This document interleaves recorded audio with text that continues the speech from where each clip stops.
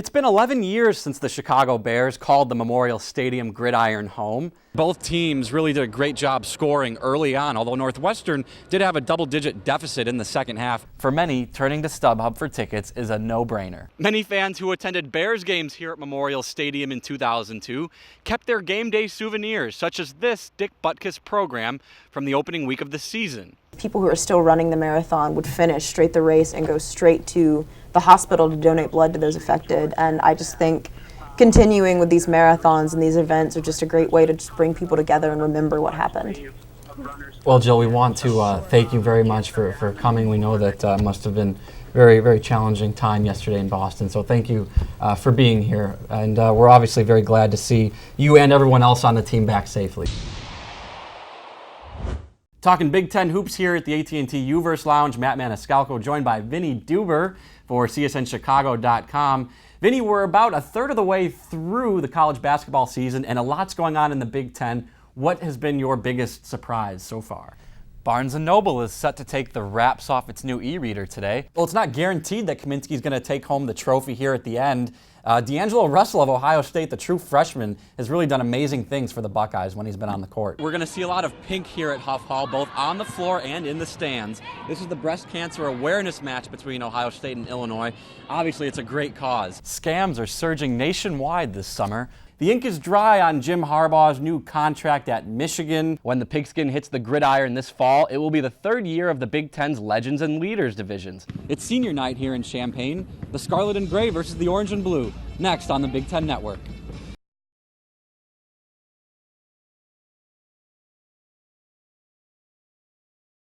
I'm not ashamed of losing at all. The Parkland Cobras have no reason to feel regretful. The 2013 women's volleyball team won 39 consecutive matches at one point en route to a 52-win campaign. The Cobras went undefeated in conference play and advanced all the way to the national championship game. The championship match against Cowley College was tied at 2 sets apiece, and the Cobras had a late lead in the 5th set. The national title slipped through their fingers as they dropped the final 3 points. Oh, a service error! And now it's overtime. First-team All-American and Midwest Athletic Conference Player of the Year, Megan Casagrande, says the team became eager towards the end of the match. Well, there was one time where I got really, really excited about a kill that I could see coming and it went out. So sometimes you can feel, oh, this is going to be perfect, and then you overhit it. There's 57 Parkland regional and national trophies right here behind me. The 2013 Women's Volleyball National Runner-Up Trophy is the newest hardware addition. But the Cobras don't just excel at volleyball. 6 of Parkland's 8 athletic programs have been crowned national champs over the past 5 years, including volleyball, baseball, softball, and men's basketball. Rod Lovett has been the director of athletics at Parkland for the past 11 years. He acknowledges that the Cobras don't receive much publicity, and he says that can actually be beneficial. So it's much more relaxed, much more laid back. And to be honest, I tell all of our coaches, I would say that we've never fired a coach here because of a win-loss record. Parkland's sustained athletic success is a direct result of its top-of-the-line facilities. I think our school has been very receptive to the fact that if we're going to keep up our success and our traditions, then we've got to stay up on facilities as well. We went from a very small training room with about 3 benches now to a training room that would rival most NCAA Division I training rooms. Parkland athletes often move on to bigger schools and programs. Some even play professionally. Kevin Kiermaier played baseball at Parkland in 2009. Last fall, he made his Major League Baseball debut with the Tampa Bay Rays in a 1-game playoff. In Champaign, Matt Maniscalco, UI7 News.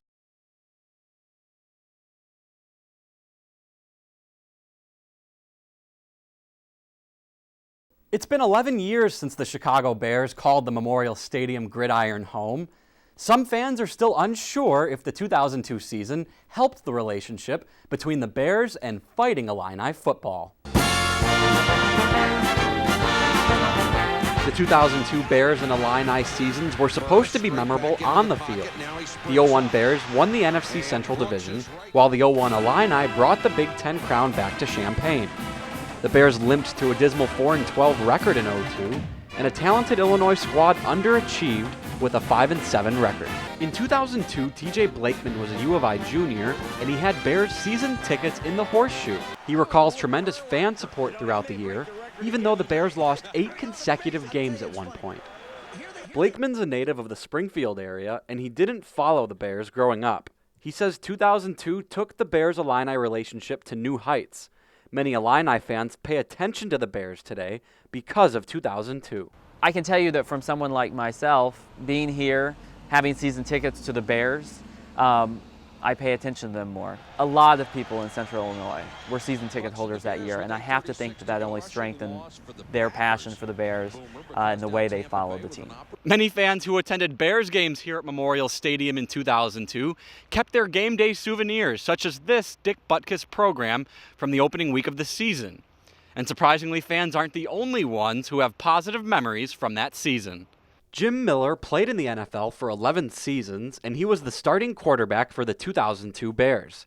Miller says the U of I staff was helpful in making Champaign the Bears' temporary home. The university was very accommodating to us.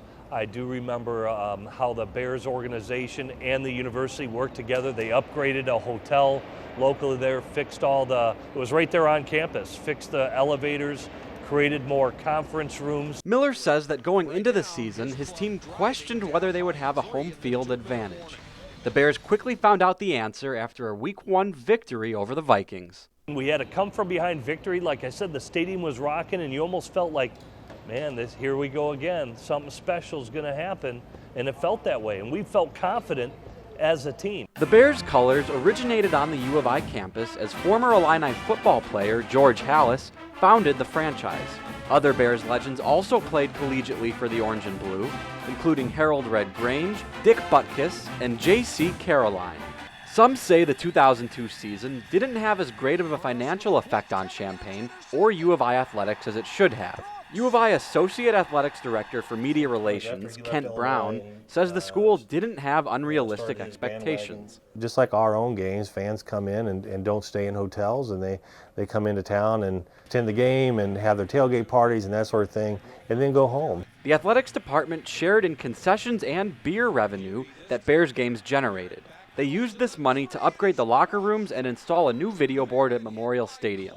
In Champaign, I'm Matt Maniscalco, UI7 News.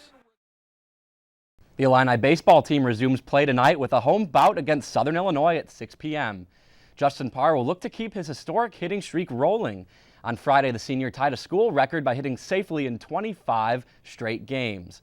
The record was shattered on Sunday as Parr had 2 hits, including a home run. To Illinois Field we go for Sunday's rubber match against Northwestern. The Illini broke out the Stars and Stripes jerseys for the second annual Honor and Serve Day. Bottom of the 5th, Illinois trailing Parr at the plate. Streak is on the line. And there it is, a single past the second baseman. Streak is alive and healthy at 27 games. More importantly, the Orange and Blue are on the board. Northwestern does still maintain the lead, however, 2-1. Now, Parr does have a twin brother, Jordan, and here he is, next inning, bottom of the 6th. And let's see what he does as he gets a pretty nice pitch to hit, and he will rip it past center or into center field. He now has a 10-game hitting streak of his own. He says, anything you can do, I can do better. Michael Hurwitz scores. Illinois takes the lead, and Illinois goes on to win the series 2 games to 1. When the pigskin hits the gridiron this fall, it will be the 3rd year of the Big Ten's Legends and Leaders divisions. It will also be the last year that these divisions will exist. Division realignment will take place again beginning in 2014. The new divisions will be based off of each school's geographical location. And Roper rips this one down the right field line. It has a chance, and it's gone past the 330 sign to right field. Reed Roper showing some power. And the Illini have taken a 6-4 lead.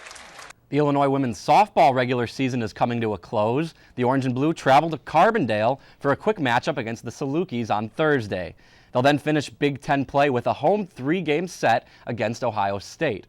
The team just wrapped up a 3-game series with the Spartans. To East Lansing, Michigan we go. Top of the 4th inning, bases juiced, Kylene Hopkins at the dish. And take a look at this. She's going to get some really good aluminum on that one. But what a play by the left fielder, a diving catch. Runner does tag. The game is tied at 2, so it was a productive out. Top of the 8th inning now. Illinois up big, as you will soon see here. And we have Jessica Davis at the plate. She rips a single, 2 more runs score. Illinois wins 10-2. They would go on to sweep the series on Sunday, much needed for a team that was 16-25 coming into this series. Under 10 seconds here. Let's see if Dartmouth can close the first half on a positive note. The shot is up and it's good. A buzzer beater. A nice shot right there by Matt Rene to cut this deficit to just 12 points. A much needed bucket for Dartmouth.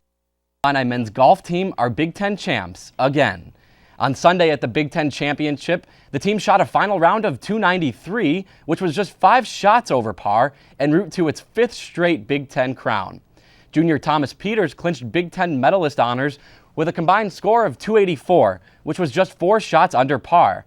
This is the first time an Illinois team has clinched 5 straight Big Ten titles since the men's gymnastics squad won 11 consecutive Big Ten crowns from 1950 to 1960.